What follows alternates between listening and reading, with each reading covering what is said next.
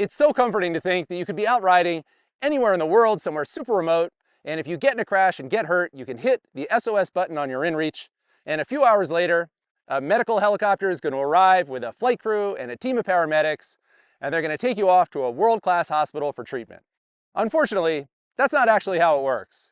In reality, there's only a few places in the world where that's possible, and it's mostly in the wealthier countries, which also happen to be where a lot of adventure riders come from. Even here in the US, a backcountry rescue can take a lot longer than most people expect. You can't always count on getting a helicopter. I've personally been involved in 2 incidents.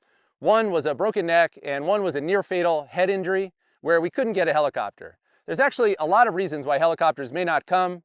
They might be busy elsewhere, the flight crew may not have hours, the weather could be bad, or there might not be a suitable landing zone. Ground rescues are often pretty slow too.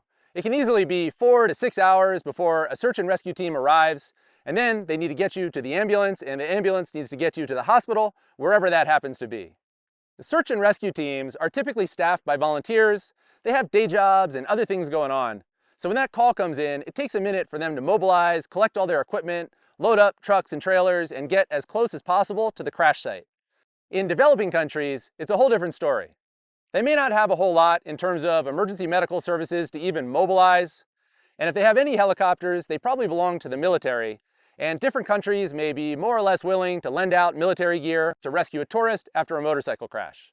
If you crash in the developing world, the safest assumption is that no helicopter is coming, no paramedics are coming, and it really doesn't matter what kind of rescue device or rescue insurance or travel insurance you bought.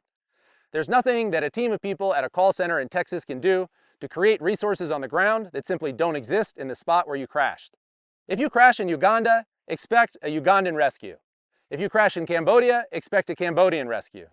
In most cases, that's going to look more like a beat-up old pickup truck than a helicopter, and it's probably going to be driven by the first person who stops to help, and not by someone who is deployed from a call center halfway around the world. Fortunately, it's also going to be cheap, and probably your first hospital visit in that country is going to be cheap too. When I broke my leg in Laos, it was $200 for the x-rays, the doctor, and the crutches, but also the standard of care wasn't all that good either.